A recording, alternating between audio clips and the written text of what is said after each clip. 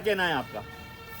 देखिए, ये वंचित वर्ग के लोगों के साथ जो है एक मजाक हो रहा है। मैं माननीय न्यायालय का सम्मान करता हूं, लेकिन मैं जानना चाहता हूं कि क्लोजम कब तक रहेगा।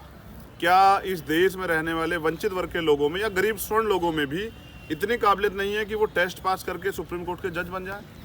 सुप्रीम कोर्ट का जो क्लोजम सिस्टम है, जिसमें भाई भतीजावाद जो है, बेटा और जो है परिवारवाद चरम सीमा पे है, वो सुप्रीम कोर्ट जो अपने यहाँ ख़त्म नहीं कर सकता है, वो बाहर को कैसे आईना दिखा सकता है? पहले शुरुआत अपने यहाँ से करनी पड़ती है।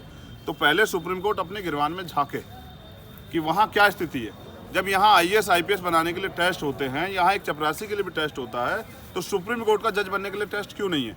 क्या माननीय न्यायपालिका ने कभी आरक्षण का संज्ञान लिया कि सरकारों ने आरक्षण पूरा किया नहीं किया, या कितना आरक्षण जो है मिल चुका है? तो ये जो खिलवाड़ हो रहा है ये सरकार के इशारे पे, ये भारत का बहुजन समाज बर्दाश्त नहीं करेगा और बहुजन समाज में गुस्सा है।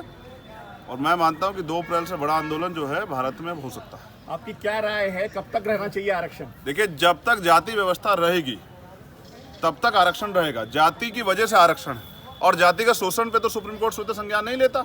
इतने बड़े बड़े मामले होते हैं, नरसंहार होते हैं, हाथरस जैसे मामले हमारे साथ गवाह हैं, उन्नाव जैसे मामले गवाह हैं, आज धनौरा में हुआ, ये जो सामूहिक हत्या होती है, इस पर सुप्रीम कोर्ट क्यों नहीं बोलता है? तो सुप्रीम कोर्ट क्यों नहीं कहता है कि यहाँ जाति व्यवस्था खत्म हो? सुप्रीम कोर्ट क्यों नहीं कहता है कि गरीबों को न्याय मिले? सुप्रीम कोर्ट क्यों नहीं कहता है कि जाति की वजह से शोषण भेदभाव होता है, धर्म के आधार पे जो है ये उत्पीड़न होता है, ये क्यों नहीं बंद होता?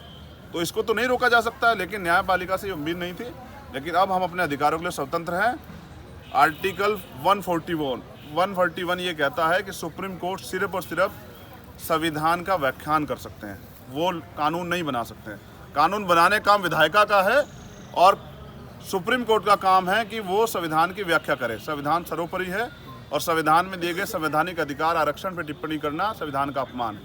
और मैं पूर्ण रूप से सुप्रीम कोर्ट के इस बयान का विरोध करता हूँ और मेरा विरोध जारी रहेगा। अगर सुप्रीम कोर्ट भविष्य में ऐसी टिप्पणी करेगा तो मैं आंदोलन के लिए तैयार हूँ। सुप्रीम कोर्ट याद रखे कि उनको भी जो टैक्स हम भरते हैं उसी से उनको तनख्वाह मिलती है, तो वो जनता से बड़े नहीं है, सबसे बड़ी है जनता और भारतीय संविधान। अभी आपने कहा कि स्वर्ण समाज क्या इतना भी कैपेबल नहीं है कि वो कंपटीशन एग्जाम क्रॉस कर सके, यही बात दूसरे समाज पे भी लागू होती है। क्या कहना है फिर इस बात पर?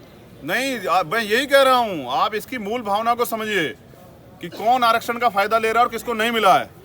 मैं अगर आपको गिनवाने लग जाऊंगा ना डिपार्टमेंट, तो आप समझिए कि जितने प्रमुख सचिव हैं उनमें 1-2 लोग हैं, देश का बेड़ा गर्क हो रहा है। तो मैं तो किसी जाति पर टिप्पणी नहीं कर रहा हूँ कि कौन लोग चला रहे हैं देश, और सरकारों में वंचित वर्ग के लोग कहाँ हैं? सुप्रीम कोर्ट में तो 250 परिवारों का कब्जा है। तो और देश में देखिए न्यायपालिका पर रोज सवाल उठते हैं। 2 अप्रैल के मामले में SC/ST एक्ट पे जो सुप्रीम कोर्ट का ऑर्डर आया था, फिर फैसला वापस लेना पड़ा, नहीं लेना पड़ा, और कितने लोगों की जान गई आंदोलन होने से। क्या सुप्रीम कोर्ट लौटा देगा हमें?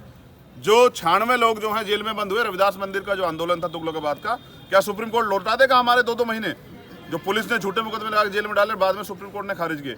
सुप्रीम कोर्ट की भावना पे जनता को शक हो रहा है। अगर जनता का न्यायपालिका से विश्वास उठ जाएगा तो ये लोकतंत्र के लिए खतरा है। ये लोकतांत्रिक देश है, यहाँ जनता मालिक है।